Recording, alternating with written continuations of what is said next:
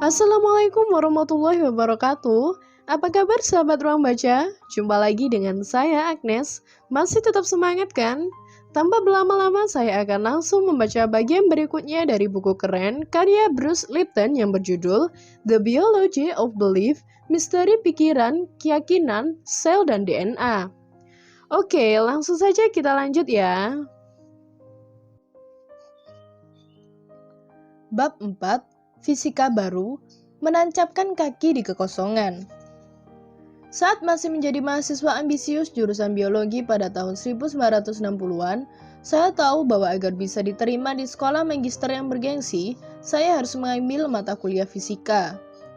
Perguruan tinggi saya menawarkan mata kuliah perkenalan dasar, semacam fisika dasar, yang mencakup topik-topik berdasarkan seperti gravitasi, elektromagnetisme, akustika, atau ilmu yang mempelajari bunyi, sistem kerja katrol, dan bidang miring dalam sebuah penyajian yang mudah dimengerti mahasiswa non-fisika. Ada juga mata kuliah lain bernama fisika kuantum, tetapi hampir semua teman mahasiswa saya menghindarinya, layaknya ia sebuah wabah. Fisika kuantum bersungkup misteri, kami mahasiswa jurusan biologi yakin bahwa itu ilmu yang amat sangat aneh. Kami pikir hanya mahasiswa jurusan fisika, masokis, dan orang bodoh saja yang bersedia menjalani 5 SKS untuk mata kuliah yang premisnya, kamu tahu sekaligus tidak tahu. Pada masa itu, satu-satunya alasan saya bisa punya ide mengambil mata kuliah fisika kuantum adalah karena mata kuliah itu menjadi ucapan pemikat di pesta-pesta. Pada masa Sonny and Cher, dua penyanyi Amerika era 1960 dan 1970-an, rasanya keren bila mengatakan, "Hai, aku mengambil mata kuliah fisika kuantum. Apa zodiakmu?" Akan tetapi, walaupun mungkin tidak benar, saya belum pernah melihat fisika kuantum di pesta atau bahkan dimanapun. Menurut saya, mereka kurang pergaulan. Saya pun meninjau transkrip saya, menimbang-nimbang berbagai opsi dan mengambil jalan keluar mudah dengan memilih fisika dasar. Saya bertekad menjadi ahli biologi. Saya tidak tertarik mempunyai aspirasi karir yang bergantung pada fisikawan yang selalu bawa penggaris, yang menyanyikan pujian terhadap boson dan quark yang fana. Saya dan mahasiswa jurusan biologi lain tidak memperhatikan atau bahkan mengabaikan fisika kuantum saat mengenyam pendidikan ilmu hayat. Tidak mengherankan, mengingat sikap kami, para mahasiswa biologi tidak tahu banyak tentang fisika, ilmu yang penuh persamaan dan hitung-hitungan itu. Saya mengenal gravitasi, benda-benda berat cenderung berakhir di dasar dan yang lebih ringan di atas. Saya mengetahui sesuatu tentang cahaya, pigmen tanaman seperti klorofil, dan pigmen visual binatang seperti rhodopsin di retina menyerap sebagian warna cahaya dan buta terhadap warna lainnya. Saya pun tahu sedikit tentang temperatur. Temperatur tinggi menonaktifkan molekul biologis dengan membuatnya meleleh, dan temperatur rendah membekukan dan melindungi molekul. Saya terlalu berlebihan jika menganggap ahli biologi secara tradisional tidak tahu banyak tentang fisika. Latar belakang saya yang kurang mengenal fisika kuantum menjelaskan mengapa bahkan setelah saya menolak biologi berbasis nukleus dan berpaling ke membran, saya masih belum memahami dampak penuh perubahan fokus itu. Saya tahu bahwa IMP atau protein membran integral terkait dengan sinyal-sinyal lingkungan untuk memberikan energi pada sel. Namun, karena tidak tahu apa-apa tentang semesta kuantum, saya tidak sepenuhnya mengapresiasi sifat sinyal-sinyal lingkungan.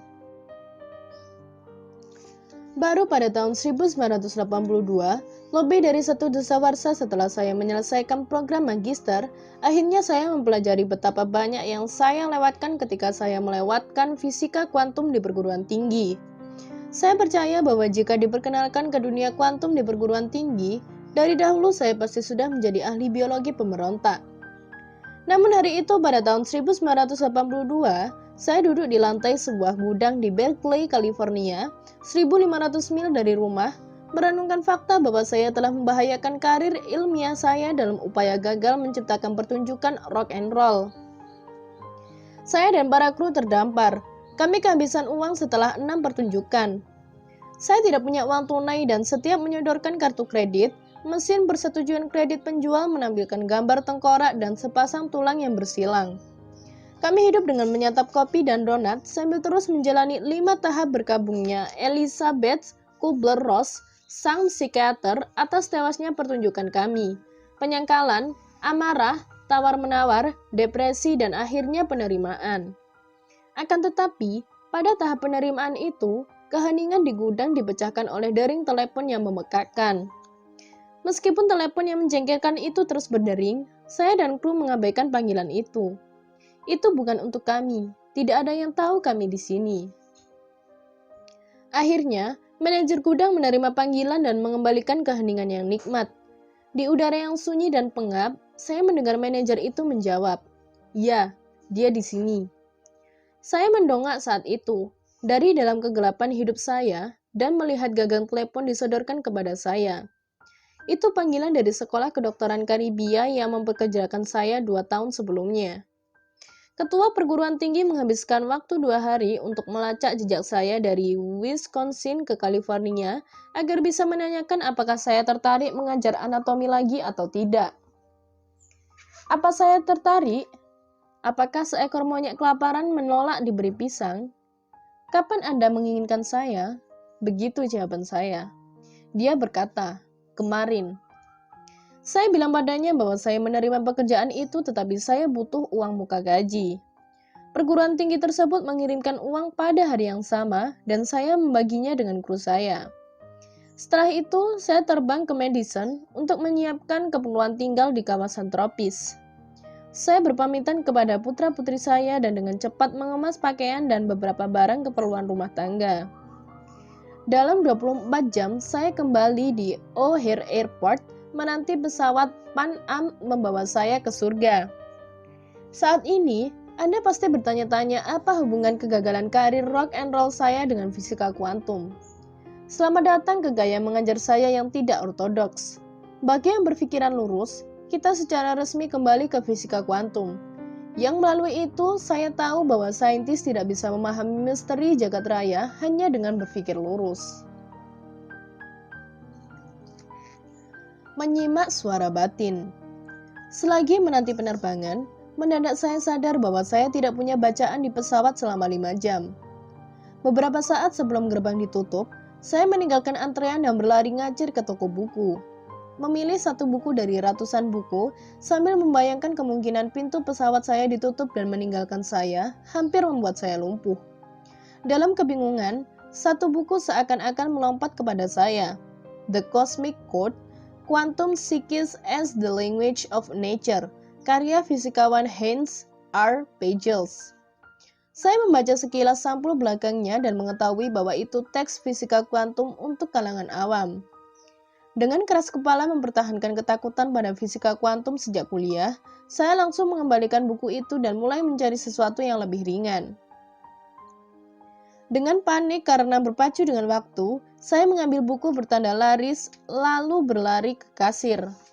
Sementara kasir bersiap untuk mencatat si buku laris, saya mendongak dan melihat buku Pagels lain di rak di belakang kasir.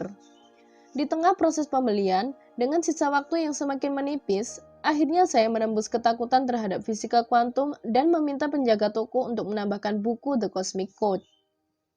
Setelah menaiki pesawat, saya sudah pulih dari ketegangan karena perjalanan ke toko buku, mengisi TTS, lalu akhirnya bersiap membaca buku Pagels.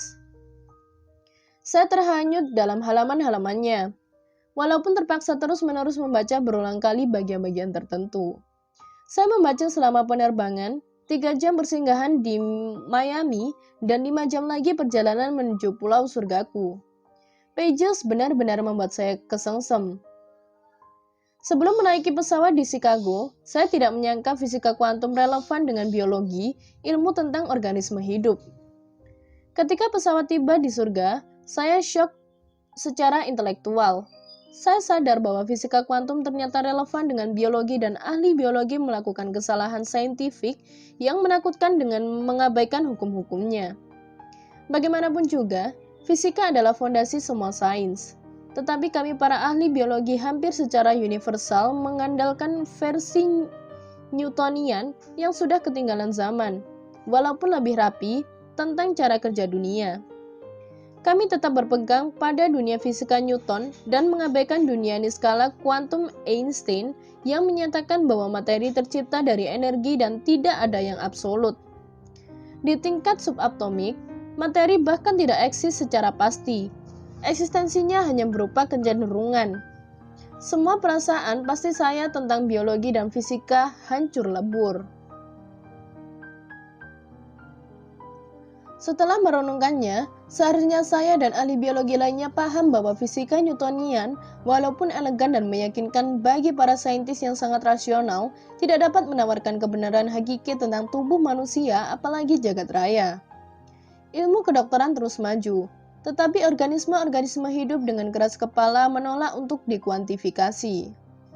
Penemuan demi penemuan tentang mekanika sinyal-sinyal kimiawi, termasuk hormon, sitokin atau hormon yang mengontrol sistem imun, faktor-faktor pertumbuhan dan supresor tumor tidak bisa menjelaskan fenomena paranormal. Penyembuhan spontan, fenomena psikis, kesakitan dan kekebalan, kemampuan berjalan melintasi bara tanpa terbakar, kemampuan akupuntur untuk menghilangkan nyeri dengan memindah-mindahkan qi di tubuh, dan masih banyak fenomena paranormal lain tampak melanggar biologi Newtonian. Tentu saja, saya tidak mempertimbangkan semua itu saat sedang mengenyam pendidikan medis. Saya dan para kolega melatih mahasiswa kami untuk mengabaikan klaim penyembuhan dengan akupuntur, chiropratik, terapi pijat, doa dan mantra, dan sejenisnya. Bahkan, kami melangkah lebih jauh lagi. Kami menuding praktik-praktik itu sebagai bualan para penipu karena selama ratusan tahun kita dikondisikan untuk menerima fisika Newtonian begitu saja. Cara-cara penyembuhan yang saya sebutkan di atas berdasarkan pada keyakinan bahwa medan energi berpengaruh dalam mengontrol fisiologi dan kesehatan kita. Ilusi materi. Setelah akhirnya bergulat dengan fisika kuantum, saya sadar bahwa ketika saya dengan jemawa menepis praktik-praktik berbasis energi itu, kita bertindak sama rabunnya dengan kepala Departemen Fisika di Harvard University yang memperingatkan para mahasiswa pada tahun 1893 bahwa tidak perlu ada PhD baru dalam fisika, sebagaimana yang dideskripsikan dalam buku The Dancing Woolly Masters karya Gary Zukav. Dia sesumbar. Sains telah menetapkan bahwa semesta adalah mesin materi yang terdiri dari atom-atom fisik yang patuh pada hukum-hukum mekanika Newton.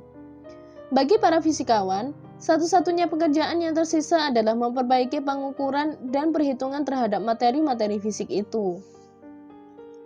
3 tahun kemudian, gagasan bahwa atom adalah partikel terkecil di jagat raya runtuh dengan penemuan elemen-elemen subatomik yang bahkan lebih kecil lagi. Yang lebih mengguncangkan dari penemuan partikel-partikel subatomik itu adalah pengungkapan bahwa atom memancarkan beragam energi aneh seperti sinar X dan radioaktivitas. Pada pergantian abad ke-20, jenis baru fisikawan muncul ke permukaan. Misinya adalah menyelidiki hubungan antara energi dan struktur materi.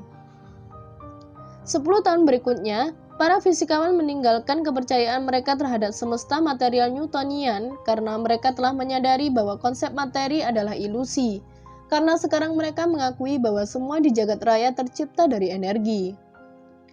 Para fisikawan kuantum menemukan bahwa atom-atom terdiri dari banyak pusaran energi yang senantiasa berpusar dan bervibrasi. Setiap atom seperti gasing yang bergoyang-goyang memancarkan energi.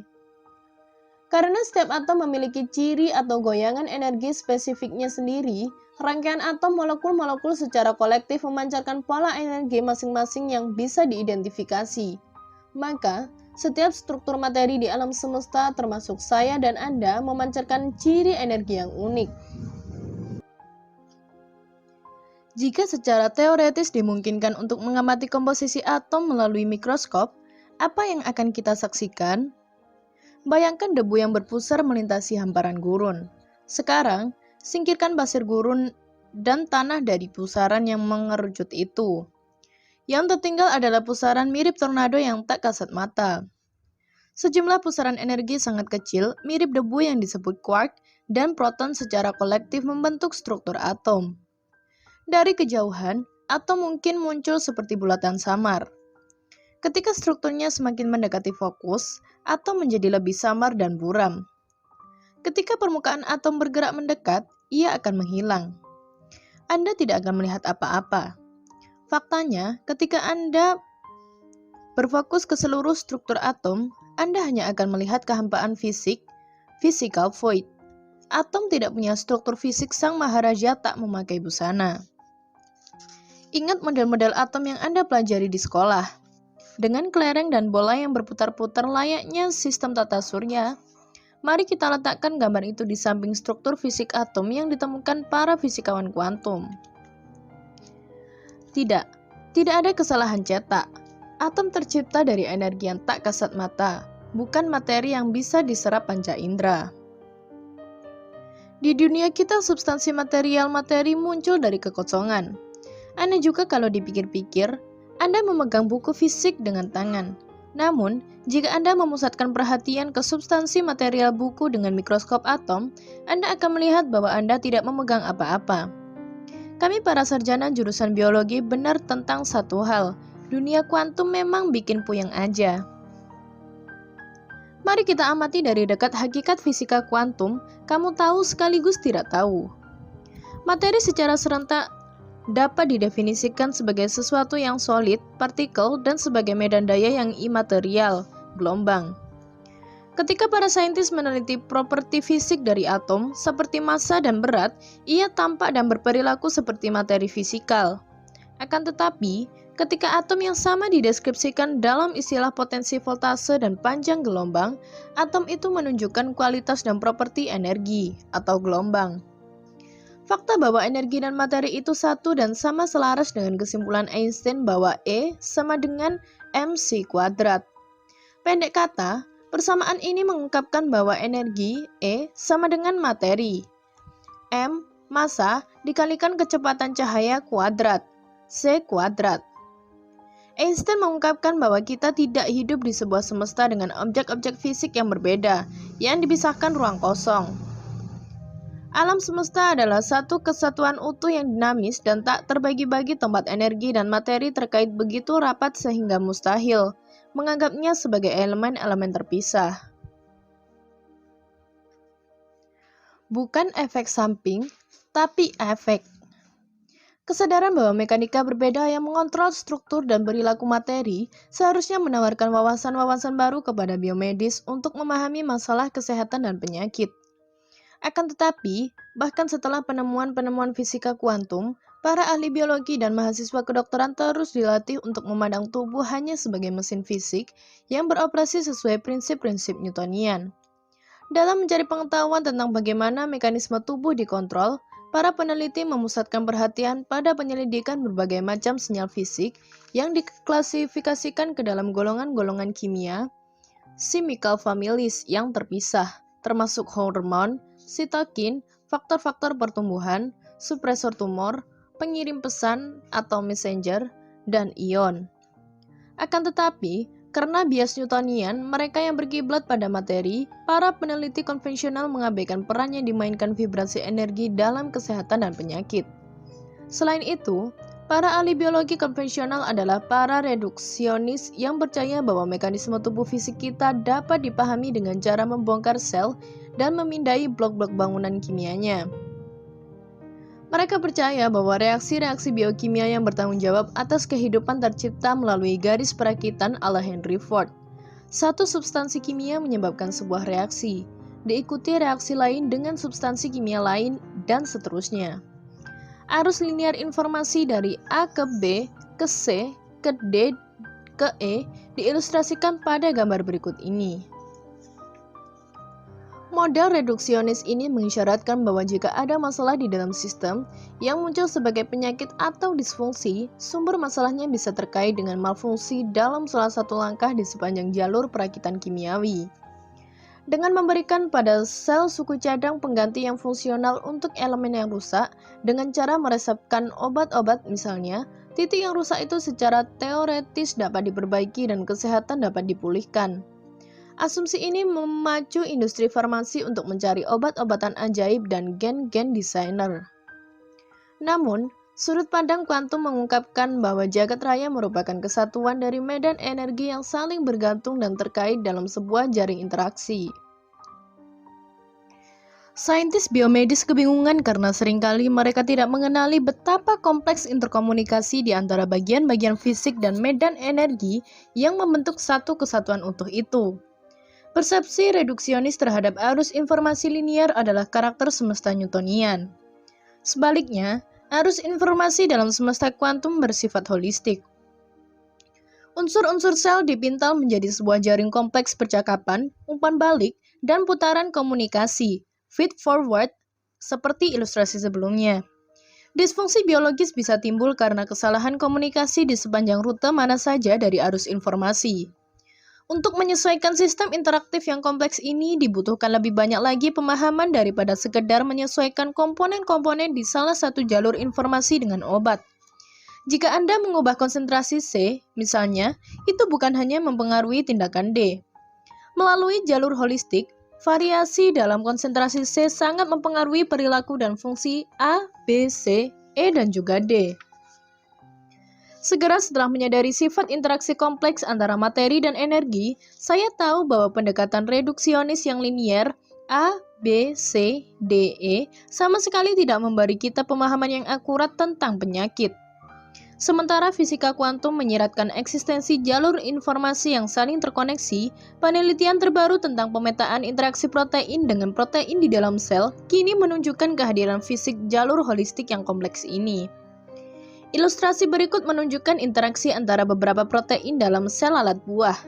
Garis-garis penghubung mewakili interaksi antara protein dengan protein.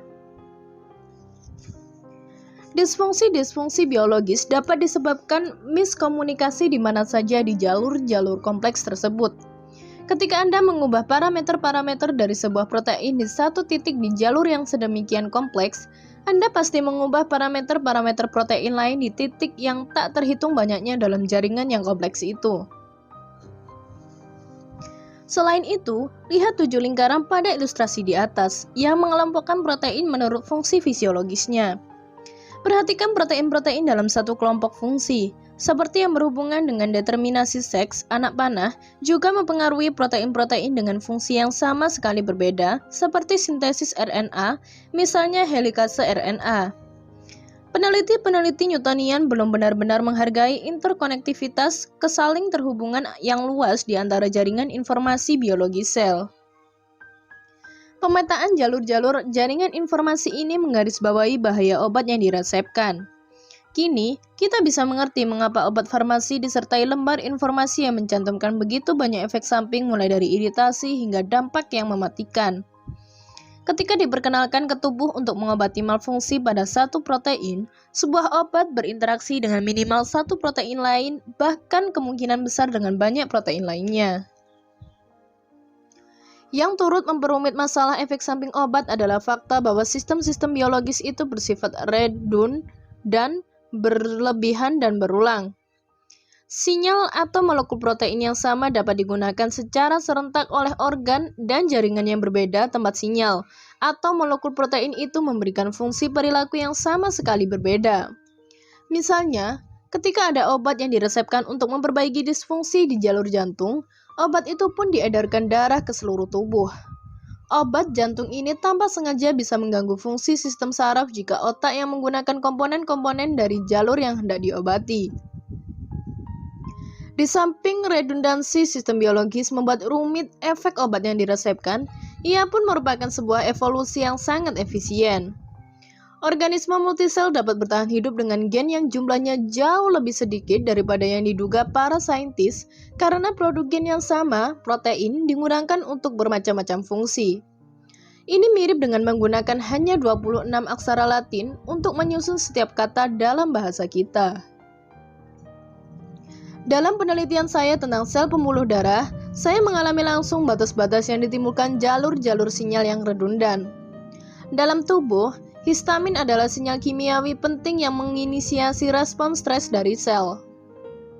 Ketika histamin hadir dalam darah yang menutrisi lengan dan kaki, sinyal stres menciptakan pori-pori yang membuka di antara sel-sel yang melapisi dinding pembuluh darah. Terbukanya lubang-lubang di dinding pembuluh darah ini adalah tahap pertama timbulnya inflamasi lokal. Akan tetapi, jika histamin ditambahkan ke pembuluh darah di otak, Sinyal histamin yang sama tidak menyebabkan pori-pori yang membuka di antara sel-sel pelapis, tetapi melancarkan aliran nutrisi ke neuron, meningkatkan pertumbuhan dan fungsi khususnya. Pada masa stres, nutrisi yang meningkat karena histamin membuat otak meningkatkan aktivitasnya agar bisa mengantisipasi keadaan darurat dengan lebih baik. Ini adalah contoh bagaimana sinyal histamin yang sama dapat membuat dua dampak yang berlawanan secara diametrik, bergantung pada tempat sinyal itu dilepaskan. Salah satu karakteristik sistem pensinyalan, signaling system, tubuh yang canggih adalah kekhususannya. Jika ada tanaman beracun yang membuat lengan Anda meradang, rasa gatal tiada henti itu berasal dari pelepasan histamin, molekul sinyal yang mengaktifkan respon inflamasi terhadap alergen, penyebab alergi tanaman beracun. Karena tidak perlu mulai membuat seluruh tubuh Anda gatal, histamin hanya dilepaskan di tempat yang mengalami peradangan. Serupa dengan itu, ketika seseorang menghadapi pengalaman hidup yang penuh tekanan, pelepasan histamin di otak meningkatkan aliran darah ke jaringan saraf, meningkatkan pemrosesan neurologis yang dibutuhkan untuk bertahan. Pelepasan histamin di otak untuk menghadapi stres yang terbatas secara fisik dan tidak memicu respon inflamasi di bagian tubuh lainnya. Seperti pasukan Garda Nasional, histamin hanya disebarkan ke tempat yang membutuhkannya dan selama dibutuhkan. Namun, sebagian besar obat-obatan industri medis tidak punya kekhususan seperti itu. Ketika Anda meminum antihistamin untuk mengobati gatal akibat radang alergi, obat yang Anda telan disebarkan secara sistematis. Itu mempengaruhi reseptor-reseptor histamin dimanapun tempatnya di seluruh tubuh. Ya, antihistamin akan membatasi respon inflamasi pembuluh darah, secara dramatis mengurangi sistem alergi. Namun, ketika memasuki otak, antihistamin mengubah sinyal transmisi saraf yang kemudian mempengaruhi fungsi saraf. Itulah sebabnya orang yang meminum antihistamin yang dijual bebas bisa hilang alerginya sekaligus mengalami efek samping, yaitu mengantuk. Contoh tragis reaksi merugikan karena terapi obat adalah efek samping yang melemahkan dan mengancam jiwa terkait terapi penggantian hormon, hormon replacement therapy, HRT sintetis. Pengaruh estrogen yang sudah dikenal luas adalah pada sistem reproduksi perempuan. Akan tetapi, penelitian yang lebih baru tentang distribusi reseptor estrogen di tubuh mengungkapkan bahwa reseptor estrogen dan tentu saja molekul-molekul sinyal komplementernya memainkan peran penting dalam fungsi normal pembuluh darah, jantung, dan otak. Dokter secara rutin meresepkan estrogen sintetis untuk meringankan simptom menopause terkait dengan ketidakaktifan sistem reproduksi perempuan. Akan tetapi, terapi estrogen sintetis tidak memfokuskan efek obat pada jaringan yang disasar. Obat itu juga mempengaruhi dan mengganggu reseptor-reseptor estrogen jantung, pembuluh darah, dan sistem saraf. Terapi penggantian hormon sintetis terbukti memiliki efek samping merusak yang menyebabkan penyakit jantung dan disfungsi saraf seperti stroke. Efek obat yang merugikan, seperti efek yang ikut andil dalam kontroversi HRT, adalah alasan utama mengapa penyebab terbesar kematian adalah penyakit iatrogenik, yakni penyakit karena kesalahan diagnosis dan pengobatan medis. Menurut estimasi konservatif yang diterbitkan di Journal of the American Medical Association, penyakit iatrogenik adalah penyebab kematian terbesar ketiga di Amerika Serikat. Lebih dari 120.000 orang meninggal karena dampak merugikan obat-obatan yang diresepkan setiap tahunnya. Penelitian yang lebih baru berdasarkan survei statistik pemerintah selama 10 tahun memunculkan angka yang lebih memprihatinkan lagi. Penelitian itu menyimpulkan bahwa penyakit iatrogenik adalah penyebab utama kematian di Amerika Serikat dan bahwa reaksi merugikan dari obat-obatan yang diresepkan bertanggung jawab atas lebih dari 300.000 kematian dalam 1 tahun. Itu merupakan statistik yang suram, khususnya bagi profesi penyembuh di Barat yang telah dengan congkak menepis pengobatan Timur yang sudah berumur 3.000 tahun dengan dalih tidak ilmiah, walaupun pengobatan itu berdasarkan pemahaman yang jauh lebih dalam terhadap alam. Selama ribuan tahun, jauh sebelum para saintis Barat menemukan hukum-hukum fisika kuantum, orang Asia telah menghormati energi sebagai faktor utama yang berkontribusi terhadap kesehatan dan kesejahteraan. Pada pengobatan timur, tubuh didefinisikan sebagai rangkaian jalur energi kompleks yang disebut meridian. Pada peta fisiologis tubuh manusia di Tiongkok, jaringan energi ini mirip diagram-diagram kabel elektronik. Melalui wahana jarum akupuntur, para tabib Tiongkok menguji sirkuit-sirkuit energi pasien dengan cara yang sama dengan yang dilakukan para ahli listrik saat menyelesaikan masalah papan sirkuit cetak guna mencari penyakit-penyakit elektrik. Dokter, korban lugu industri farmasi. Namun, meskipun mengagumi kearifan kuno pengobatan timur, saya tidak ingin mencela para dokter barat yang meresepkan banyak sekali obat yang ikut andil dalam kematian. Para dokter medis dihadapkan pada sesuatu yang sulit. Mereka adalah bidak-bidak dalam industri besar obat-obatan. Kemampuan mengobati justru dipincangkan oleh pendidikan kedokteran kuno yang didirikan di atas fondasi dunia materialistik Newtonian. Sayangnya, falsafah itu sudah usang 75 tahun yang lalu ketika para fisikawan secara resmi mengadopsi mekanika kuantum dan mengakui bahwa alam semesta sejatinya tercipta dari energi. Selama tahun-tahun pendidikan mereka di sekolah pasca sarjana, para dokter itu menerima pendidikan lanjutan tentang produk-produk farmasi dari para perwakilan industri farmasi, para pesuruh dari industri kesehatan. Pada dasarnya, orang-orang yang bukan profesional itu yang tujuan utamanya adalah menjual produk, menyediakan informasi tentang kemanjuran obat-obatan baru kepada para dokter. Perusahaan-perusahaan obat dengan bebas menawarkan pendidikan ini sehingga mereka bisa mempersuasi para dokter untuk memaksakan produk mereka kepada pasien.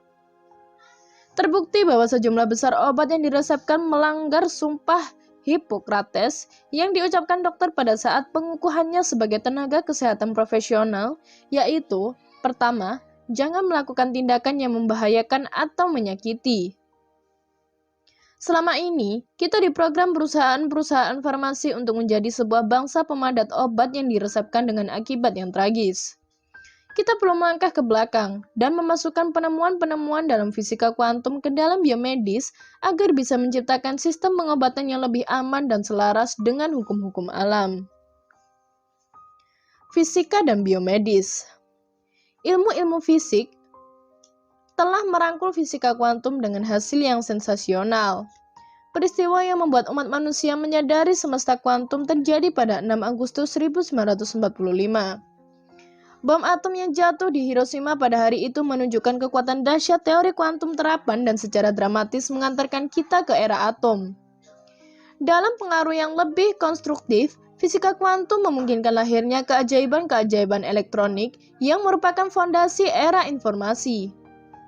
Penerapan mekanika kuantum secara langsung bertanggung jawab atas perkembangan TV, komputer, CAT scan, roket, dan ponsel. Namun, apa sajakah kemajuan menakjubkan dalam sains biomedis yang dapat kita kaitkan dengan revolusi kuantum? Mari kita buat daftarnya dari yang terpenting. Ini daftar yang paling pendek, hampir tidak ada. Walaupun saya menekankan pentingnya menerapkan prinsip-prinsip mekanika kuantum dalam biosains, saya tidak menganjurkan dunia kedokteran mencampakkan pelajaran-pelajaran berharga yang dipelajari dengan prinsip-prinsip Isaac Newton. Hukum-hukum mekanika kuantum tidak menegasikan fisika klasik. Planet-planet masih bergerak di jalur yang diprediksi oleh matematika Newton. Fisika kuantum adalah ranah kesadaran lebih luas yang mencangkup dan menambahkan secara substansial informasi dalam fisika Newtonian. Konsekuensinya, mekanika kuantum menjelaskan apa yang telah diketahui ditambah dengan ranah baru kekuatan-kekuatan misterius yang mengontrol gerak semesta kita. Pendapat konvensional tentang perbedaan antara dua fisika itu adalah mekanika kuantum lebih diterapkan secara spesifik ke bidang molekuler dan atom. Sementara hukum-hukum Newtonian berlaku untuk level-level yang lebih tinggi dari organisasi, seperti sistem organ atau masyarakat. Manifestasi penyakit seperti kanker mungkin muncul pada level makro ketika Anda bisa melihat dan merasakan tumor. Akan tetapi, proses-proses yang memicu kanker dimulai dari level molekuler di dalam sel-sel sumber yang terdampak. Bahkan sebagian besar disfungsi biologis, kecuali cedera karena trauma fisik, dimulai dari level molekul dan ion sel. Karena itu, dibutuhkan biologi yang mengintegrasikan mekanika kuantum dan mekanika Newtonian. Pelajaran fisika konvensional mengindikasikan bahwa prinsip-prinsip mekanika kuantum yang mengatur interaksi gelombang dan partikel hanya berlaku di level atom. Dengan membatasi fisika kuantum ke dunia subatomik, telah menjadi asumsi umum bahwa mekanika kuantum tidak berlaku bagi kehidupan pribadi dan urusan duniawi kita. Karena itu, fisikawan-fisikawan masa kini gagal menginformasikan kepada publik hakikat mental jagat raya. Untungnya, para pemimpin di bidang ini seperti fisikawan dari Johns Hopkins University, Richard Cohn Henry, menangani kekeliruan persepsi tentang dunia material yang dianggap unggul ini. Henry menawarkan definisi sederhana yang elegan tentang sifat sejati jagat raya. Jagat raya itu imaterial, mental dan spiritual. Jalani dan nikmatilah. Sederhananya, mekanika fisika kuantum berlaku untuk setiap tingkat semesta mulai dari Big Bang hingga quark di dalam atom. Syukurlah, sudah ada ahli biologi visioner yang memelopori pengintegrasian fisika Newtonian dan fisika kuantum. Lebih dari 40 tahun yang lalu, peraih hadiah Nobel terkemuka Albert Szent-Györgyi menerbitkan buku berjudul Introduction to a Submolecular Biology. Isinya adalah upaya mulia untuk mendidik komunitas saintis ilmu hayat tentang pentingnya fisika kuantum dalam sistem-sistem biologis. Sayangnya, rekan-rekannya yang tradisional yang menganggap buku itu ocehan laki-laki yang tadinya brilian tetapi sekarang pikun, hanya meratapi kehilangan mantan kolega mereka itu. Para ahli biologi arus utama tetap belum mengakui pentingnya buku Szent-Györgyi, tetapi riset mengisyaratkan bahwa lambat laun mereka harus melakukannya karena buku itu mengandung bukti saintifik yang menjungkalkan paradigma materialis kuno. Anda ingat gerakan-gerakan molekul protein yang merupakan substansi kehidupan? Para saintis telah mencoba memprediksi gerakan-gerakan itu dengan prinsip-prinsip fisika Newtonian, namun gagal. Sekarang, saya berani bertaruh Anda bisa menduga alasannya. Pada tahun 2000, artikel karya V. Popristic dan L. Goodman dalam jurnal Nature mengungkapkan bahwa hukum fisika kuantumlah bukan Newtonian yang mengontrol gerakan-gerakan molekul yang penting bagi kehidupan. Meninjau studi inovatif untuk jurnal Nature ini, ahli biofisika F. Weinhold menyimpulkan, kapan buku-buku teks kimia mulai berfungsi sebagai bantuan dan bukannya penghalang bagi perspektif mekanika kuantum tentang cara kerja molekul ini? Lebih jauh dia menekankan, kekuatan-kekuatan apa yang mengontrol gerakan memutar dan melipat dari molekul-molekul menjadi bentuk-bentuk yang kompleks? Jangan mencari jawaban pada buku-buku teks kimia organik Anda. Akan tetapi, kimia organik menawarkan fondasi mekanistik untuk biomedis, dan seperti yang dicetuskan Weinhold, cabang ilmu pengetahuan itu sudah sangat ketinggalan zaman, sehingga buku teksnya belum mengenal mekanika kuantum. Peneliti medis konvensional tak punya pemahaman tentang mekanisme molekuler yang sejatinya memelihara kehidupan.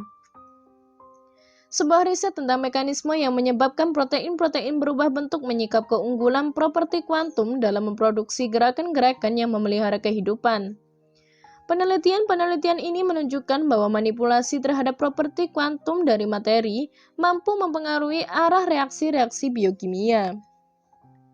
Ratusan penelitian saintifik lain selama 50 tahun terakhir mengungkapkan secara konsisten bahwa kekuatan tak kasat mata dari spektrum elektromagnetik mempengaruhi secara mendalam setiap fasad dari aturan biologis. Energi-energi ini mencakup gelombang mikro, frekuensi radio, spektrum cahaya yang tampak, frekuensi yang sangat rendah, frekuensi akustik, dan bahkan bentuk kekuatan yang baru diakui yang dikenal sebagai energi skalar. Frekuensi-frekuensi spesifik dan pola-pola radiasi elektromagnetik meregulasi DNA, RNA, dan sintesis protein, mengubah bentuk dan fungsi protein, dan mengontrol regulasi gen, pembelahan sel, diferensiasi sel, morfogenesis atau proses yang menyatukan sel ke dalam organ dan jaringan, sekresi hormon, dan fungsi serta pertumbuhan saraf. Masing-masing aktivitas sel ini merupakan perilaku fundamental yang berkontribusi pada perkembangan kehidupan. Meskipun penelitian ini telah diterbitkan di beberapa jurnal biomedis arus utama yang terkemuka, Hingga tahun 2010, penemuan revolusioner itu belum dimasukkan ke dalam kurikulum sekolah kedokteran. Satu penelitian penting oleh ahli biofisika Oxford University, C. W. F. McClure, mengalkulasi dan membandingkan efisiensi transfer informasi antara sinyal-sinyal energi dan sinyal-sinyal kimiawi dalam sistem-sistem biologis.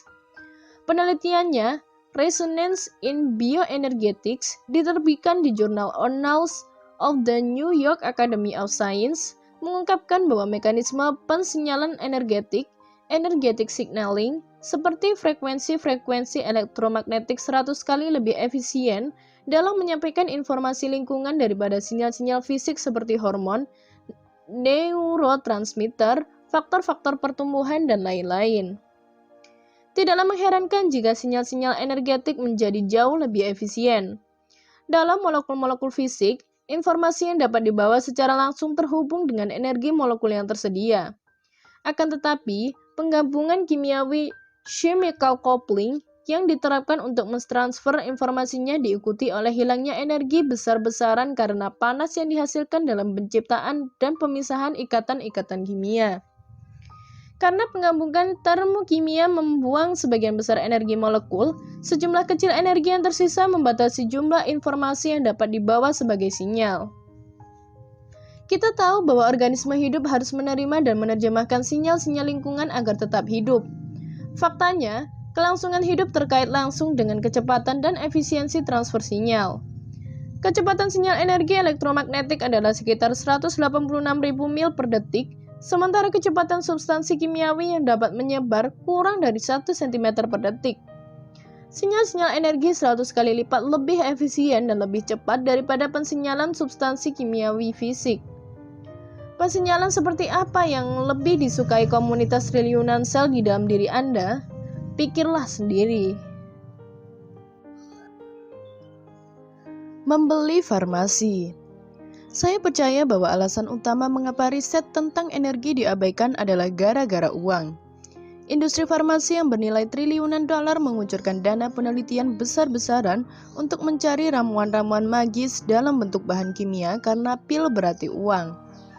Jika penyembuhan berbasis energi dapat ditabletkan, pabrik obat-obatan pasti akan langsung tertarik. Alih-alih mereka mengidentifikasi penyimpangan-penyimpangan dalam fisiologi dan perilaku sebagai gangguan atau disfungsi unik, dan kemudian mereka mendidik publik tentang bahaya gangguan yang mengancam ini. Tentu saja simptomologi yang terlalu disederhanakan, yang digunakan untuk mendefinisikan disfungsi, lazim terjadi dalam iklan perusahaan obat, membuat para pembacanya yakin bahwa mereka terkena penyakit itu. Apakah Anda cemas? Cemas adalah simptom utama kondisi medis yang disebut gangguan kecemasan. Hentikan kecemasan Anda. Katakan kepada dokter bahwa Anda perlu Edictazak, obat baru berwarna merah muda. Sementara itu, media pada dasarnya menghindari topik kematian akibat obat-obatan dengan mengarahkan perhatian kita ke bahaya obat-obatan ilegal. Mereka mengecam bahwa menggunakan obat-obatan untuk melarikan diri dari masalah kehidupan bukan cara untuk mengatasi masalah seseorang. Itu lucu. Saya baru saja akan menggunakan kalimat yang sama untuk mendeskripsikan kecemasan saya tentang penggunaan berlebihan obat-obatan legal. Apakah obat-obatan itu berbahaya? Tanyakan kepada orang yang meninggal tahun lalu. Menggunakan obat yang diresepkan untuk mengheningkan simptom tubuh membuat kita mengabaikan keterlibatan pribadi yang mungkin kita miliki dengan serangan simptom tersebut. Penggunaan berlebihan obat yang diresepkan membebaskan kita dari tanggung jawab pribadi. Mania obat kita mengingatkan saya pada satu pekerjaan di dealer mobil yang saya tekuni saat kuliah program magister. Pada pukul 16.30 Jumat sore, seorang wanita yang berang datang ke toko. Lampu tanda servis mesin mobilnya menyala walaupun mobilnya sudah beberapa kali diservis karena masalah yang sama. Pada pukul 16.30 Jumat sore, siapa yang ingin mengerjakan masalah menyebalkan dan berurusan dengan pelanggan yang marah? Semua orang diam, kecuali seorang montir yang berkata, "Biar saya kerjakan." Sang montir mengemudikan mobil ke bengkel dan duduk di balik dashboard, melepaskan bohlam kecil dari lampu sinyal lalu membuangnya. Kemudian, dia membuka sekaleng soda dan menyalakan rokok. Setelah waktu yang dianggap pantas, selama itu sang pelanggan mengira dia memperbaiki mobilnya.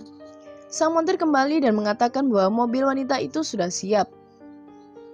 Gembira karena melihat lampu peringatan berhenti menyala, wanita itu berkendara pada sore menjelang petang. Meskipun penyebab masalah masih ada, simptomnya sudah tidak ada. Obat-obatan farmasi menekan simptom tubuh, tetapi sebagian besar tidak pernah mengatasi penyebab masalah. Tunggu, kata Anda. Zaman sudah berubah.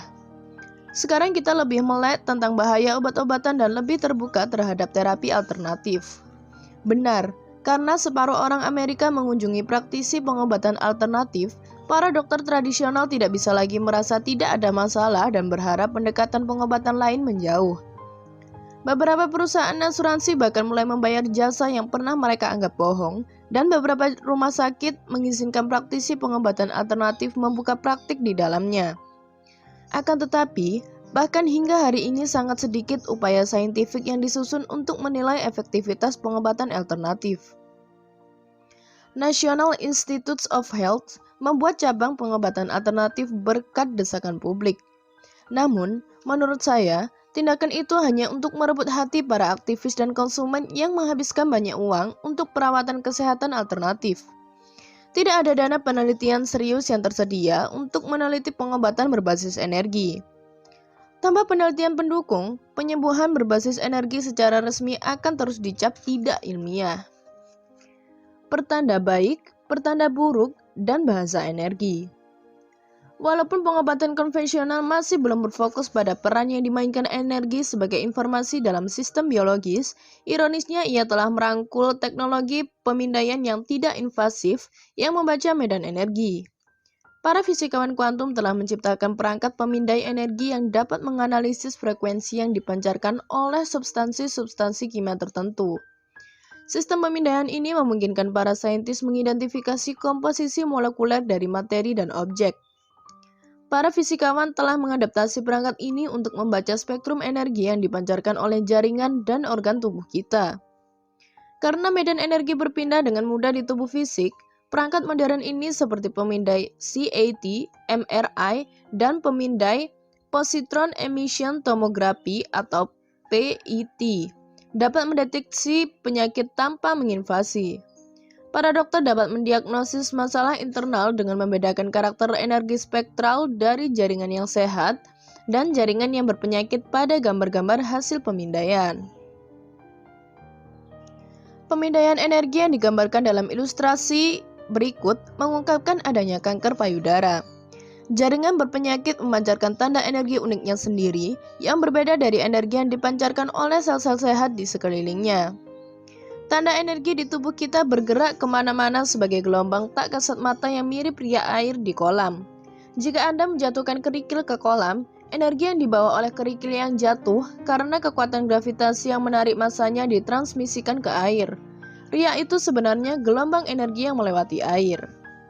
Jika kerikil yang dilemparkan ke air lebih dari sebutir pada waktu yang sama, riak yang menyebar, gelombang energi dari setiap sumber dapat saling mengganggu, membentuk gelombang gabungan di mana dua riak atau lebih bergabung. Interferensi itu dapat konstruktif, menambah energi atau destruktif, mengurangi energi. Menjatuhkan dua kerikil dengan ukuran yang sama dari ketinggian yang sama dan pada saat yang sama, mengordinasikan aksi gelombang riaknya. Riak dari tiap-tiap kerikil saling bergabung. Di tempat riak tumpang tindih, kekuatan gabungan gelombang yang berinteraksi digandakan. Fenomena itu disebut interferensi konstruktif atau resonansi harmonis. Ketika jatuhnya kerikil itu tidak dikoordinasikan, gelombang energinya tidak sinkron karena satu gelombang naik, yang lain turun. Pada titik konvergensi, gelombang energi yang tidak sinkron ini saling membatalkan. Alih-alih menggandakan energi karena riak-riak saling menginterferensi, airnya tenang, tidak ada gelombang energi.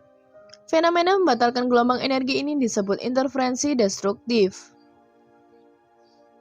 Interferensi konstruktif.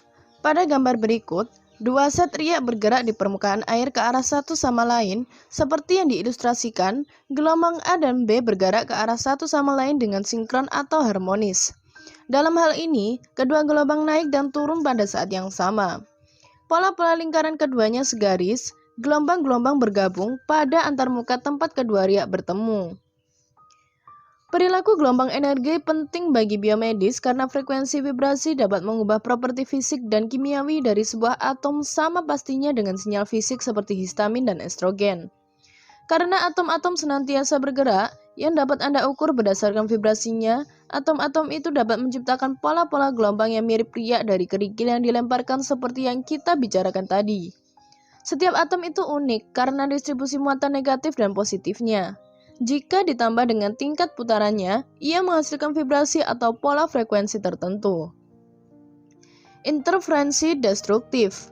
Pada gambar berikut, riak yang berasal dari kerikil pertama yang dilabeli sebagai gelombang A bergerak dari kiri ke kanan. Gelombang G yang bergerak dari kanan ke kiri mewakili riak dari kerikil kedua yang dijatuhkan tak lama setelah kerikil pertama. Karena kedua kerikil itu mengenai air tidak pada saat yang sama, gelombang-gelombangnya tidak akan segaris ketika bersatu pada antarmuka. Keduanya tidak selaras atau harmonis. Para saintis menciptakan sebuah cara untuk menghentikan atom di jalurnya dengan mengeksploitasi gelombang-gelombang energinya. Pertama, mereka mengidentifikasi frekuensi satu atom tertentu lalu menyetel laser agar memancarkan frekuensi yang sama.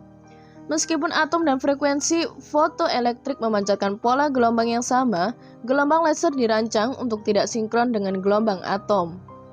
Ketika gelombang cahaya berinteraksi dengan gelombang atom, interferensi destruktif yang dihasilkan membatalkan vibrasi atom tersebut dan ia pun berhenti berputar. Untuk meningkatkan vibrasi sebuah atom, para peneliti memilih gelombang-gelombang cahaya dengan vibrasi yang beresonansi secara harmonis dan selaras dengan vibrasi atom tersebut. Vibrasi bisa berasal dari gelombang elektromagnetik atau akustik.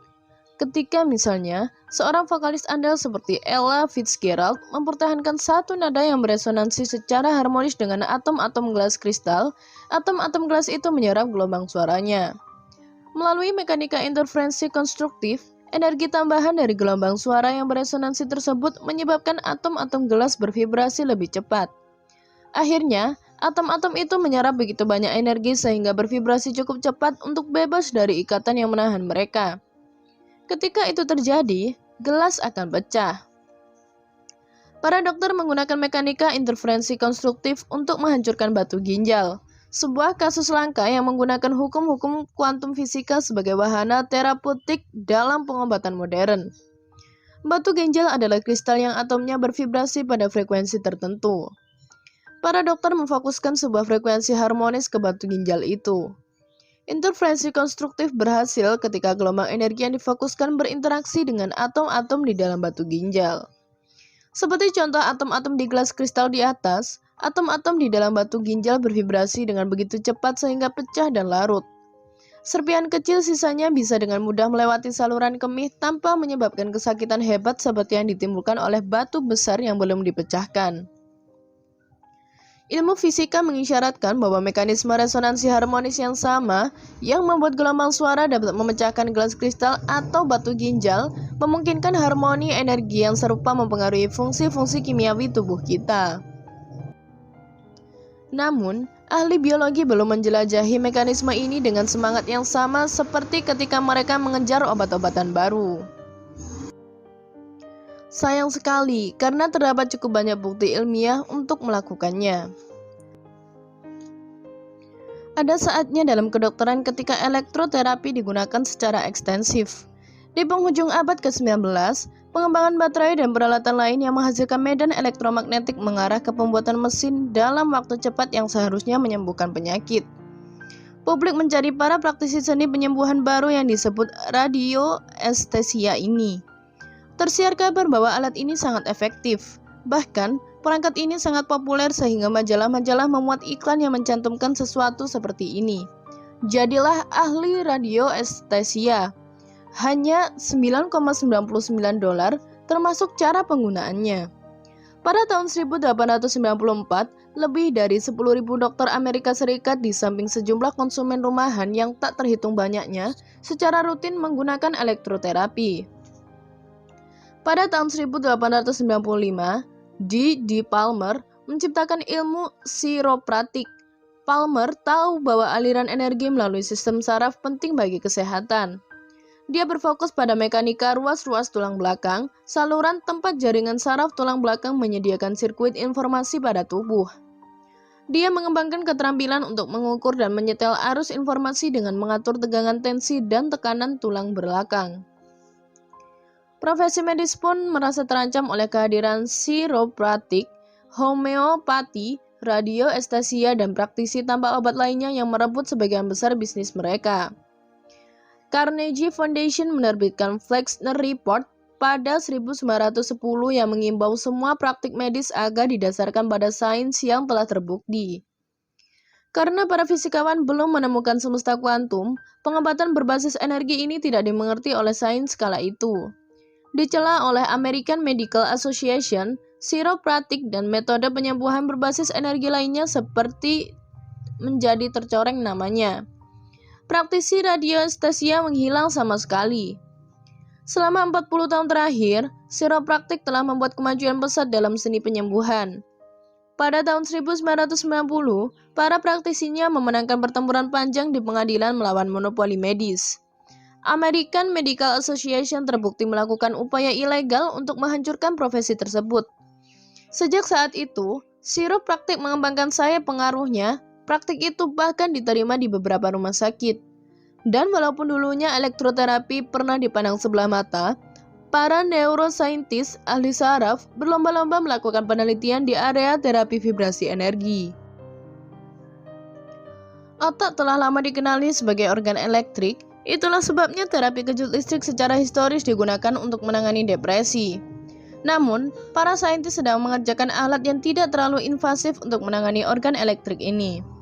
Satu artikel pada jurnal Nature mempertanyakan dampak positif transcranial magnetic stimulation atau TMS yang merangsang otak dengan medan magnet.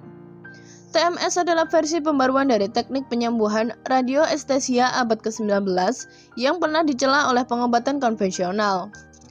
Penelitian baru mengatakan bahwa TMS dapat menjadi wahana terapeutik yang andal. Jika digunakan dengan tepat, ia dapat meringankan depresi dan mengubah kognisi. Jelaslah bahwa kita membutuhkan penelitian interdisipliner dalam bidang yang menjanjikan dan kurang penelitian ini. Penelitian yang meliputi fisika kuantum, teknik elektro, kimia, dan juga biologi. Penelitian seperti itu akan disambut dengan sangat baik karena kemungkinan akan menghasilkan terapi dengan sedikit efek samping dibandingkan obat-obatan. Namun, penelitian itu sebenarnya hanya akan menegaskan apa yang telah diketahui para saintis dan non-saintis, tetapi mungkin belum mereka sadari bahwa mereka sebenarnya telah mengetahuinya. Semua organisme, termasuk manusia, berkomunikasi dan membaca lingkungan mereka dengan mengevaluasi medan energi. Karena manusia sangat bergantung pada bahasa lisan dan tulisan, kita telah mengabaikan sistem komunikasi penginderaan energi. Seperti fungsi biologis lainnya, karena jarang digunakan, kemampuan itu menjadi atrofi, penyusutan atau pengecilan ukuran suatu sel, jaringan, organ, atau bagian tubuh. Menariknya, beberapa suku pribumi masih memanfaatkan kemampuan hipersensorik ini dalam kehidupan mereka sehari-hari. Mereka tidak mengalami apa yang disebut sebagai atrofi sensorik. Misalnya, penduduk asli Australia dapat mendeteksi lokasi sumber air jauh di bawah tanah. Dukun-dukun suku Amazon mampu berkomunikasi dengan energi tanaman obat yang mereka gunakan. Tidak diragukan lagi, Anda sesekali masih bisa mengindra mekanisme penginderaan kuno ini. Pernahkah Anda menyusuri jalan gelap pada malam hari dan tiba-tiba merasakan energi Anda terkuras habis? Apa yang Anda alami saat itu? Interferensi destruktif seperti kerikil yang tidak selaras dilemparkan ke dalam kolam, atau dalam jargon populer, Anda berbenturan dengan vibrasi buruk. Atau pernahkah di luar dugaan Anda bertemu dengan seseorang yang amat istimewa dalam kehidupan Anda, dan Anda menjadi sangat berenergi sehingga Anda merasa mabuk kepayang? Anda mengalami interferensi konstruktif atau vibrasi baik. Setelah berhenti menganggap bahwa kita adalah materi yang tak berdaya, saya menyadari bukan saja sains karir pilihan saya sudah ketinggalan zaman, melainkan juga saya harus mempromosikan interferensi yang lebih konstruktif dalam kehidupan saya sendiri. Saya membutuhkan penyelarasan pribadi ala fisika kuantum. Alih-alih berfokus menciptakan keharmonisan energi dalam hidup saya menjalani kehidupan dengan enggan. Secara ceroboh menghabiskan energi yang saya miliki. Itu sama dengan memanaskan rumah pada musim dingin sambil membuka pintu dan jendela lebar-lebar. Akhirnya, saya mulai menutup pintu dan jendela sambil dengan hati-hati memperhatikan apa saja yang telah saya lakukan yang membuat saya membuang-buang energi selama ini. Mudah bagi saya untuk menyingkirkan beberapa di antaranya. Misalnya, dengan mudah saya menyingkirkan aktivitas yang menguras energi seperti pesta-pesta fakultas yang membosankan itu. Namun, menyingkirkan pikiran pesimistis yang menguras energi seperti yang sering saya lakukan selama ini jauh lebih sulit. Sementara energi yang dibutuhkan untuk berpikir sama besarnya dengan energi yang dikeluarkan saat lari maraton, seperti yang akan kita simak di bab berikutnya. Saya membutuhkan penyelarasan kuantum, begitu juga dengan biomedis, seperti yang telah saya jelaskan. Namun, seperti yang saya katakan, kita berada di tengah pergeseran yang sangat pelan di dunia pengobatan, didorong oleh konsumen yang mencari praktisi pengobatan alternatif dalam jumlah besar. Ini sudah lama munculnya, tetapi revolusi biologi kuantum sudah dekat. Lembaga-lembaga mapan pengobatan pada akhirnya akan terseret sambil sesekali menendang dan berteriak ke dalam revolusi kuantum.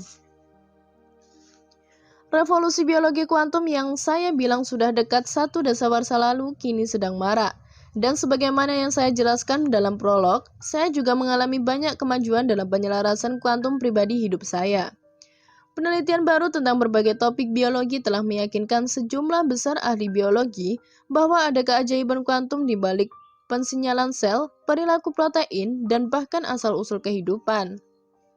Secara spesifik, penelitian-penelitian terakhir tentang perilaku protein mengarah pada pengaruh sejumlah mekanisme kuantum yang membentuk perilaku biologis. Perilaku ini termasuk energy entanglement, atau keterkaitan energi ketika dua energi saling terkait dan mempengaruhi, tunneling ketika partikel-partikel melintasi penghalang fisik, dan superposisi ketika partikel-partikel secara serentak melintasi semua jalur yang memungkinkan, kemudian memilih jalur mana yang paling efektif untuk dilalui. Partikel-partikel ini secara efektif hadir pada banyak tempat pada waktu yang bersamaan. Para saintis yang mempelajari titik temu fenomena aneh yang berlawanan dengan akal sehat dan biologi ini telah menciptakan kawasan kuantum di tempat yang tadinya hanya dihuni para ahli biologi Newtonian. Pada tahun 2011, European Science Foundation mendirikan FARCAS, sebuah inisiatif yang secara eksklusif berupaya untuk mengevaluasi peran informasi kuantum, khususnya dalam sistem-sistem biologis. Dan makna inheren dan biofisika kuantum baru menurut DARPA, Agensi Penelitian Pertahanan Amerika Serikat, untuk menciptakan jaringan biologi kuantum nasional pada tahun 2010 guna menjelajahi area penelitian yang berkembang ini. Jaringan yang semakin luas ini memproduksi penelitian menarik yang menantang fakta-fakta yang dihafal selama di bangku kuliah oleh para ahli biologi seperti saya. Misalnya, fakta bahwa sinyal-sinyal yang mengontrol perilaku sel dan genetika hanya dibawa dalam substansi kimia seperti hormon, obat-obatan, atom, dan ion, yakni Ca+, Na+, dan K+.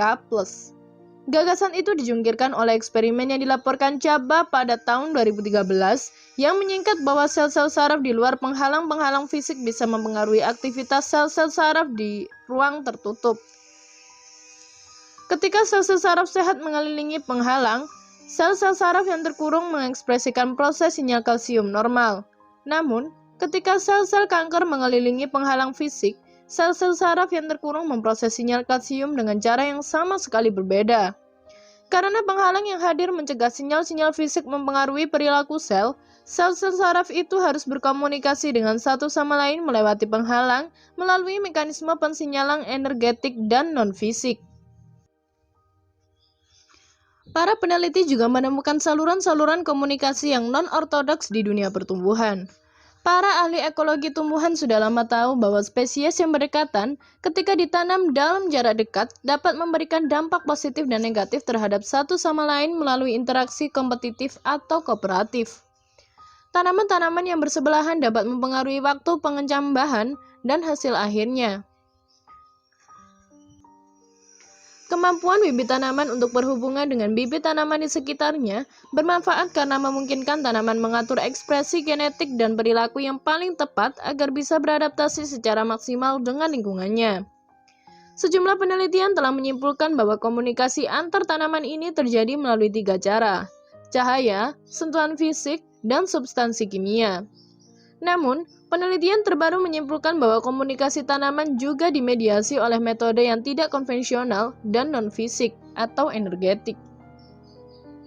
Misalnya, dalam penelitian terbaru, para peneliti Australia yang mengikuti petunjuk dari para pekebun tradisional yang percaya bahwa menanam bibit selasih di dekat cabai memastikan mereka akan mendapat lebih banyak cabai. Membagi 3.600 benih cabai ke dalam 3 kelompok, meneliti tingkat persemaian setiap kelompok, lalu mengulangi eksperimen dengan 3.600 tanaman cabai yang mereka gunakan sebagai kelompok kontrol. Hasil eksperimen itu mendukung kearifan para pekebun tradisional. Kehadiran bibit selasih memaksimalkan tingkat persemaian cabai. Namun, hasil yang paling menarik adalah peningkatan ini terjadi bahkan ketika 3 sinyal yang telah lama diteliti para saintis, cahaya, substansi kimia, dan sentuhan fisik diblokir. Mereka menyimpulkan bahwa ketika mekanisme pensinyalan itu jelas-jelas tidak penting bagi bibit cabai dan selasih untuk saling merasakan kehadiran satu sama lain. Para penulis penelitian ini mengatakan bahwa penjelasan mekanistis tentang bagaimana tanaman bisa berperilaku seperti itu belum tersedia. Akan tetapi, mereka menjelaskan bahwa saluran komunikasi semacam itu membutuhkan emisi sinyal yang bukan hanya bergerak cepat untuk menyampaikan informasi aktual tentang tumbuhan apa saja yang tumbuh berdekatan dengannya, melainkan juga dapat dianalisis secara cepat. Bagi saya, itu terdengar seperti komunikasi energetik kuantum. Keajaiban kuantum juga ditemukan dalam penelitian tentang salah satu aktivitas biologis paling penting, fotosintesis. Fotosintesis melibatkan penangkapan foton cahaya oleh klorofil, kompleks multiprotein, dan bagaimana energi cahaya digunakan untuk memobilisasi elektron-elektron yang membantu mengubah bahan organik CO2 dan air menjadi bahan organik. Elektron-elektron yang ditransfer dalam proses fotosintesis dapat memilih sekian banyak jalur yang ada ketika bergerak melintasi kompleks protein. Akan tetapi, karena fotosintesis adalah proses yang sangat efisien, elektron-elektron akhirnya memilih untuk hanya menggunakan satu jalur saja. Namun, bagaimana caranya? Mekanika kuantum dalam bentuk superposisi memungkinkan partikel kuantum, dalam hal ini elektron, secara serentak melintasi semua jalur yang memungkinkan, lalu memilih jalur mana yang paling efektif untuk mereka bergerak. Proses fotosintesis membutuhkan penataan yang spesifik dan presisi dari komponen-komponen molekuler agar dapat mengarahkan secara efektif reaksi ini ke hasil yang diinginkan. Pada tahun 2006, para fisikawan dan ahli kimia Kanada mendemonstrasikan bahwa memanipulasi frekuensi vibrasi dan mengeksploitasi sifat materi yang seperti gelombang dapat secara selektif mengarahkan perilaku atom dan sistem molekuler. Namun, protein klorofil bekerja dalam suhu ruangan yang cukup tinggi yang menyebabkan molekul-molekul ini mengalami vibrasi termal acak. Bagaimana elektron bisa hilir mudik secara efisien di dalam kompleks klorofil dalam kondisi vibrasi termal acak ini? Mengombinasikan dinamika molekuler dan kimia kuantum untuk mempelajari proses transfer elektron, para fisikawan di University of California, San Diego menawarkan solusi mendalam terhadap masalah ini. Penelitian mereka mengungkapkan bahwa transfer elektron terjadi melalui sebuah jaringan jalur tunneling kuantum yang tercipta melalui pola interferensi konstruktif atau destruktif yang mirip dengan proses mekanika kuantum yang telah saya deskripsikan di bab ini. Tantangan dengan semua penelitian baru ini adalah, sementara hal-hal di atas merupakan fakta yang tak terbantahkan bahwa hal imaterial berupa sinyal energetik dapat mengontrol kehidupan biologis, belum ditemukan penjelasan konvensional untuk menjelaskan fenomena-fenomena semacam itu. Ya, setidaknya tidak ada mekanisme klasik Newtonian yang dapat menjelaskan perilaku ini. Di dunia kita saat ini, informasi harus dapat diukur sebelum menjadi nyata atau diterima komunitas saintifik, dan masalah utama dalam mempelajari pengaruh biologis dari pensinyalan kuantum adalah sulitnya mengukur energi ini. Seringkali bentuk komunikasi ini sangat halus sehingga amplitudo sinyal-sinyal yang mempengaruhi kehidupan berada jauh di bawah resolusi alat ukur saintifik yang ada saat ini. Pada tahun 2014, satu tim riset internasional menyoroti fakta bahwa pensinyalan sel oleh keluarga ras, anggota dari protein membran, salah satu komponen paling penting dari jaringan pensinyalan biologi. Begitu halus sampai tidak bisa dibedakan dari noise latar belakang sehingga para pelaku eksperimen mengabaikan hal ini, menganggapnya sebagai artefak teknis. Medan energi yang mempengaruhi reseptor-reseptor membran sel, seperti medan energi yang mengontrol protein ras, mewakili antarmuka tempat sinyal-sinyal lingkungan mengontrol fungsi-fungsi sel. Manipulasi eksperimental terhadap frekuensi medan elektromagnetik lingkungan, Environmental Electromagnetic Field, EMF, telah terbukti sangat mempengaruhi aktivitas sodium, Na+, potasium, K+8-phase, dan kalsium Ca2+8-phase saluran-saluran protein ion sel. Karena protein-protein membran ini mengontrol aktivitas listrik sel, termasuk pengembangan dan pemeliharaan potensial membran sel, medan elektromagnetik lingkungan dapat menentukan kesehatan dan nasib sistem-sistem biologis. Misalnya, sekarang sudah tidak bisa dipungkiri lagi bahwa radiasi gelombang mikro terkait ponsel dan perangkat elektronik lainnya dapat mengganggu perilaku sel normal dan kemungkinan dapat mengarah ke disfungsi dan penyakit. Tentu saja, seperti biasa dalam sains, ada sejumlah perintis biologi kuantum yang karyanya diabaikan. Di penghujung tahun 1930-an, Harold Sexton Burr, profesor anatomi di Yale University School of Medicine, mencari cara untuk mengukur dan menandai medan biomagnetik imaterial terkait organisme hidup. Burr meyakini bahwa kehidupan bukan hanya menunjukkan properti elektromagnetik, melainkan juga bahwa properti ini menggambarkan prinsip pengorganisasian yang membentuk pertumbuhan dan perkembangan sel, jaringan, dan organ.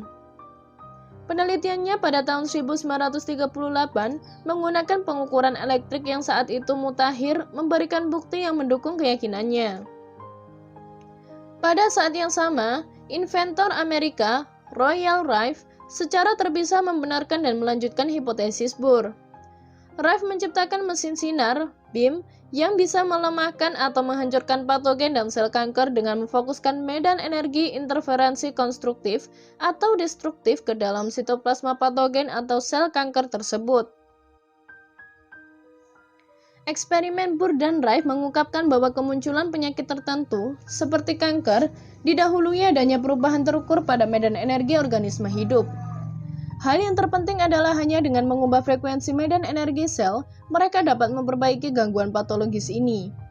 Sayangnya, para saintis materialis mengubur penemuan penting Burr, Rife, dan masih banyak peneliti lainnya yang menunjukkan adanya hubungan intim antara kehidupan dengan medan energi yang tak kasat mata. Penelitian terbaru lebih sulit diabaikan karena di samping menghancurkan asumsi-asumsi lama, penelitian tersebut juga menggunakan teknologi mutakhir yang meyakinkan termasuk teknik rekayasa genetik mutakhir, mikroskop jenis baru yang memiliki resolusi dan sensitivitas super tinggi yang mampu menampilkan gambar sel hidup, serta penanda berpijar yang ditempelkan ke protein untuk memperjelas gambaran pergerakan sel.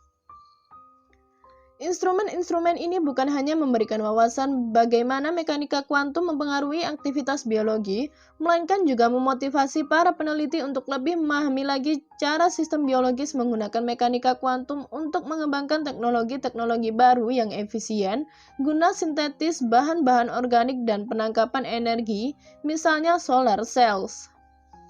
Sebuah inovasi bioteknologi yang dikenal sebagai optogenetika, teknologi yang memungkinkan sel diprogram untuk merespon frekuensi-frekuensi spesifik dari lingkungan, menegaskan bahwa molekul-molekul sel, khususnya protein, mewakili perangkat fisik berukuran nano yang perilakunya dapat dikontrol dengan cara mempengaruhi medan listrik dan medan magnet sel menggunakan medan energi yang berasal dari lingkungan di sekitar sel. Dalam optogenetika, cetak biru DNA yang telah direkayasa, di mana molekul pigmen yang sensitif terhadap cahaya dikombinasikan dengan reseptor membran sel pengontrol fungsi spesifik, dipaparkan ke sel-sel saraf melalui perantaraan virus. DNA yang telah terinfeksi kemudian mengkode protein reseptor rekayasa yang telah tergabung ke dalam membran sel. Ketika terekspos, pada frekuensi cahaya tertentu, reseptor-reseptor baru di dalam sel-sel yang telah terinfeksi ini teraktivasi, yang pada akhirnya menggerakkan fungsi sel.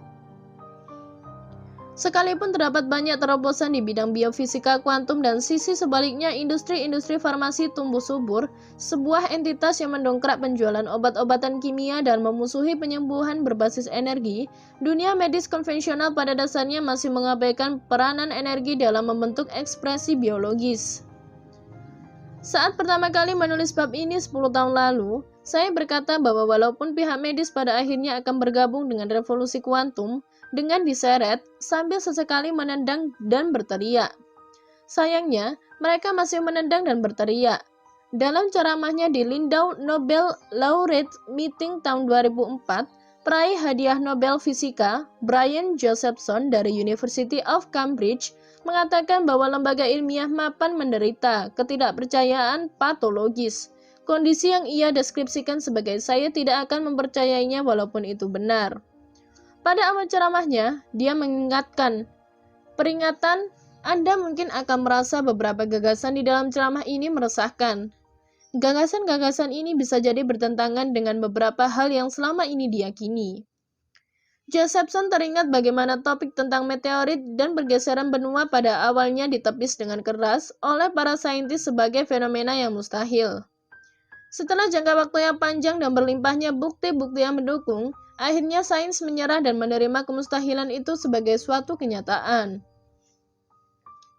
Josephson juga mempertanyakan pandangan sains yang negatif terkait validitas homeopati, sebuah sistem pengobatan alternatif yang sudah berumur lebih dari 200 tahun yang dinafikan pihak medis dan dianggap sebagai praktik perdukunan. Fakta bahwa keluarga kerajaan Inggris menyukai penggunaan homeopati tidak membuat British Medical Association berhenti mendeskripsikannya sebagai praktik sihir. Ketika editor New Scientist bertanya kapan dan bagaimana Josephson mendukung teknik penyembuhan yang tidak konvensional ini, ia menjawab, saat dirinya mendengarkan ahli imunologi Prancis, Jacques Benveniste, menyajikan penelitiannya di satu konferensi. Benveniste menerbitkan artikel penelitian pertama yang memvalidasi penggunaan homeopati di jurnal prestisius Nature. Josephson mencatat bahwa presentasi Benveniste memancing reaksi irasional yang kuat dari para saintis. Dia menambahkan, saya terperangah ketika menyadari betapa buruk perlakuan yang diterima Benveniste. Peraih hadiah Nobel lainnya, Luc Montagnier, ahli virologi Prancis yang memenangkan hadiah Nobel pada tahun 2008 atas penemuan virus AIDS, telah mempelajari homeopati dan memuji Benveniste sebagai Galileo modern. Benveniste diserang dan dicaci maki karena meneliti sesuatu yang telah ditepis komunitas medis dan sains ortodoks. Karena homeopati menggunakan sediaan yang telah sangat diencerkan, para saintis konvensional menganggap bahwa sediaan homeopati tersebut sudah tidak mengandung saripati molekul penyembuhan. Menanggapi kritikan ini, Montagnier berujar kepada sains, pengenceran sediaan bukan hal yang perlu dipermasalahkan. Sediaan ini masih memiliki struktur yang menyerupai molekul aslinya. Tambahan lagi, penilaian yang disebut Josephson dengan penilaian dangkal, yaitu molekul air tidak bisa menyimpan informasi, kini terbukti invalid. Penilaian terbatas ini tidak mempertimbangkan pengetahuan terbaru bahwa kristal yang berbentuk cair seperti air dapat mempertahankan keteraturan strukturnya. Pemahaman baru ini membatalkan apa yang dulunya dijadikan sanggahan terhadap homeopati. Pada saat Big Pharma, perusahaan farmasi besar, serta para saintis yang berpandangan sempit menolak turut serta dalam arus kuantum, masyarakat awam justru yang memimpin di garda terdepan dalam hal penyembuhan berbasis energi. National Health Interview Survey menemukan bahwa 83 juta orang dewasa Amerika menghabiskan 38 dolar miliar untuk perawatan kesehatan komplementer dan alternatif selama 12 bulan sebelum survei ini dilakukan pada tahun 2007. Walaupun tidak ada statistik yang bisa dijadikan sebagai pembanding, bukti ini memperlihatkan tingginya antusiasme publik terhadap perawatan kesehatan di luar model biomedis tradisional. Misalnya, sains tentang bagaimana transcranial magnetic stimulation TMS bisa mengubah level kognisi yang saya tulis dalam edisi pertama buku ini, kini digunakan para peminat dari kalangan masyarakat awam yang membuat atau membeli simulator medan elektromagnetik untuk meningkatkan fungsi otak mereka. Versi terbaru teknologi ini yang disebut TDCS mengirim sejumlah kecil arus listrik stabil ke kulit kepala.